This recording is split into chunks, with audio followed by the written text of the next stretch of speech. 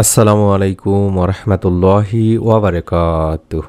1 minute মাদ্রাসা YouTube চ্যানেলে সম্মানিত দিনী ভাই বোনেরা, আশা করি আল্লাহ তাআলার অশেষ রহমতে আপনারা ভালো আছেন, সুস্থ আছেন। আলহামদুলিল্লাহ। পবিত্র শবে বরাতের রাত, আজ এই রাতে যে নিয়মে ও নিয়তে একটি ছোট্ট আমল অর্থাৎ মাত্র 2 রাকাত নফল নামাজ আদায় করে আপনারা ঘুমাতে যাবেন, আল্লাহ রাব্বুল আলামিন আপনাকে সারা রাত ইবাদতের সওয়াব আপনার আমল নামায় ইনশাল্লাহ দান করবেন। সুবহানাল্লাহ। অত্যন্ত গুরুত্বপূর্ণ সহজ একটি আমল। আশা করছি যারা এই শবে বরাতের আজ রাতে সারা রাত জেগে আমলটি করতে পারবেন না, দোয়া দরুদ ইস্তেগফার যেটাই বলুন না কেন, কোরআন তেলাওয়াত তাসবিহ তাহলিল, আপনারা এই ছোট্ট এই আমলটি অর্থাৎ মাত্র 2 রাকাত নামাজ আদায় করে এই নিয়তে ঘুমিয়ে যাবেন, আল্লাহ তাআলা ইনশাল্লাহ আপনার আমল নামায় সারা রাত ইবাদতের সওয়াব আপনার দান করবেন। তাই অনুরোধ করছি অবশ্যই আমলটি আপনারা করবেন। এই উদ্দেশ্যে বা নিয়তে ভিডিওটুকু সম্পূর্ণ দেখুন। শবে বরাত আরবিতে একে বলে লাইলাতুল বরাত বা সৌভাগ্য রজনী। হাদিসের ভাষ্য অনুযায়ী মহান আল্লাহ এই রাতে বান্দাদের গুনাহ মাফ করে দেন, জাহান্নাম থেকে তাদের মুক্তি দেন। এ রাত মহিমান্বিত এক রাত। এ রাতে অসংখ্য বান্দা মহান রব্বুল আলামিন আল্লাহ তাআলার পক্ষ থেকে ক্ষমা ও কল্যাণ লাভ করেন। প্রতি বছর হিজরি ক্যালেন্ডারের শাবান মাসের 14 তারিখ দিবাগত রাতে শবে বরাত পালন করা হয় থাকে। রাসূলুল্লাহ সাল্লাল্লাহু আলাইহি ওয়াসাল্লাম বলেন, এটা হলো অর্ধ শাবানের রাত অর্থাৎ শবে বরাতের রাত। আল্লাহ তাআলা এ রাতে তার বান্দাদের প্রতি মনোযোগ দেন, ক্ষমা প্রার্থনাকারীদের ক্ষমা করেন, অনুগ্রহ প্রার্থীদের অনুগ্রহ করেন, আর বিদ্বেষ পোষণকারীদের ছেড়ে দেন তাদের অবস্থানেই। তাবারানী শরীফের একটি হাদিস। এ রাতে আল্লাহ বান্দাদের জন্য সাধারণ ক্ষমা ঘোষণা করেন।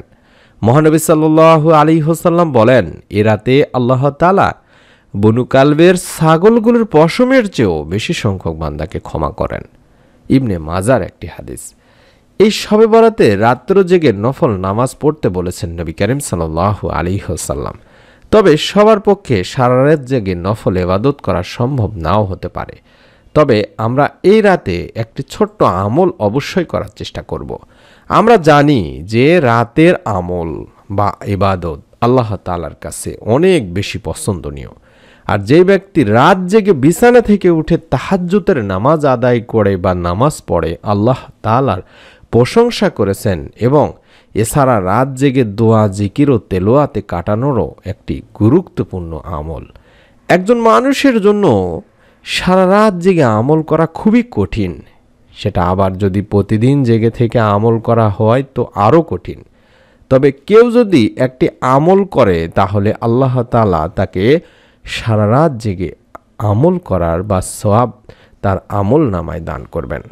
প্রতিদিন যদি আপনি এই আমলটি করতে পারেন, শুধু আজকের এই রাতে না, তাহলে আল্লাহ তাআলা প্রতিদিনই আপনাকে সেই সওয়াব দান করবেন। আর সেই আমলের কথা হাদিসে আল্লাহ রাসূল সাল্লাল্লাহু আলাইহি ওয়াসাল্লাম নিজেই বলেছেন, যে ব্যক্তি এশার নামাজ জামাতের সাথে আদায় করবে সে অর্ধেক রাত ইবাদত করার সওয়াব পাবে। আর যে ব্যক্তি এশা ও ফজরের নামাজ জামাতের সাথে আদায় করবে সে পুরো রাত ইবাদত করার সওয়াব পাবে। সুবহানাল্লাহ, সুবহানাল্লাহ। অর্থাৎ আমরা যদি এই আজকের শবে বরাতের রাতে এশার নামাজ জামাতের সাথে আদায় করে যতটুকু পারি, যতটুকু সম্ভব আমাদের, অন্তত 2 রাকাত নফল নামাজ আদায় করেও যদি আমরা ঘুমিয়ে যাই এবং ফজরের নামাজ জামাতে আদায় করি, আল্লাহ রাব্বুল আলামিন ইনশাআল্লাহ আপনাকে সারা রাত জেগে ইবাদতের সওয়াব দান করবেন। আপনি যে 2 রাকাত নামাজে দাঁড়িয়ে যাবেন, এটা নিয়ত বা নিয়ম থাকবে আপনি স্বাভাবিকভাবে যেরকম নফল নামাজ আদায় করেন সেরকম নফল নামাজের নিয়তে আপনারা দাঁড়িয়ে যাবেন। অর্থাৎ 2 রাকাত নফল নামাজ যেরকম আমরা সবসময় পড়ে থাকি সেই রকমে আপনারা নফল নামাজের নিয়তে আপনারা দাঁড়িয়ে যাবেন এবং 2 রাকাত নামাজ ধীর স্থিরভাবে আদায় করে ঘুমাতে যাবেন। এরকম আরও কিছু আমল রয়েছে দিনী ভাই বোনেরা, আল্লাহ তাআলা যেটা একটার বিনিময়ে আরেকটার সওয়াব দিয়ে থাকেন। যেমন কেউ যদি ফজরের নামাজ যখন আদায় করলো তারপরে বসে থেকে ইশরাকের নামাজ আদায় করবে, তাহলে প্রথম 2 রাকাতের জন্য সে উমরা এবং দ্বিতীয় 2 রাকাতের জন্য সে হজের সওয়াব পাবে। অর্থাৎ সম্পূর্ণ হজ, কবুল হজ এবং উমরাহের সওয়াব আপনি পাবেন। যেহেতু আমরা ফজরের ফরজ নামাজ জামাতের সাথে আদায় করার পরে অন্তত যদি কিছুক্ষণ অপেক্ষা করার পরে ইশরাকের নামাজটা পড়তে পারি, তাহলে আল্লাহ তাআলা আপনাদেরকে উমরা এবং কবুল হজের সওয়াব দান করবেন। সুবহানাল্লাহ। আল্লাহ তাআলা তার বান্দাদের নেক আমল সহজ করার জন্য এভাবে সওয়াব দিয়ে থাকেন। এই বিষয়টা এক হাদিসে স্পষ্ট করা হয়েছে। হযরত আবু দারদা রাদিয়াল্লাহু তাআলা আনহু থেকে বর্ণিত আছে। তিনি বলেন, আমরা একবার রাসূলুল্লাহ সাল্লাল্লাহু আলাইহি সাল্লামকে বলি, হে আল্লাহর রাসূল সাল্লাল্লাহু আলাইহি ওয়াসাল্লাম, ধনী ব্যক্তিরা, সম্পদশালী ব্যক্তিরা সওয়াবের ক্ষেত্রে আমাদেরকে ছাড়িয়ে যাচ্ছেন। তারা হজ করেন, আমরা হজ করি না। তারা সংগ্রাম বা যুদ্ধে শরিক হন, আমরা শরিক হতে পারি না। তখন রাসূল সাল্লাল্লাহু আলাইহি সাল্লাম বলেন, আমি কি তোমাদের এমন আমলের কথা বলবো যেটা তোমরা করলে তারা যে আমল করে তার চেয়ে বেশি সওয়াব পাবে? সেই আমল হলো প্রতি নামাজের পরে তোমরা 34 বার আল্লাহু আকবার, 33 বার সুবহানাল্লাহ ও 33 বার আলহামদুলিল্লাহ পড়ো। মুসনাদ আহমদের একটি হাদিস। তাই আমরা এই আমলটিও অবশ্যই এশা এবং ফজরের নামাজ কিংবা প্রত্যেক ফরজ নামাজের পরেও করার চেষ্টা করব দিনী ভাই বোনেরা।